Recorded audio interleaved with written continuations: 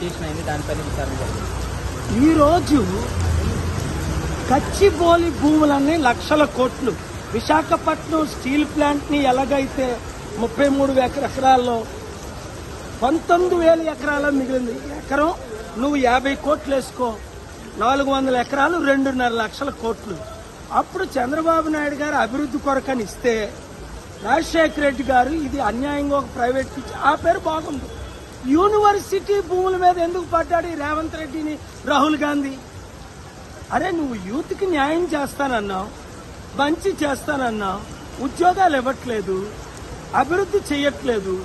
సరికదా స్టూడెంట్ భూములు ఉద్యోగులకి ఇవ్వకుండా, స్టూడెంట్లకి ఇవ్వకుండా, ఫ్యూచర్ లేకుండా నువ్వు చేస్తుంది ఏంటి?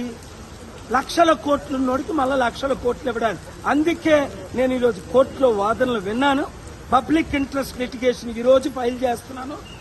వచ్చే థర్స్డే మధ్యాహ్నం 2:15కి నా వాదనలు వినిపిస్తాను. ఈ భూములను కాపాడుతాం.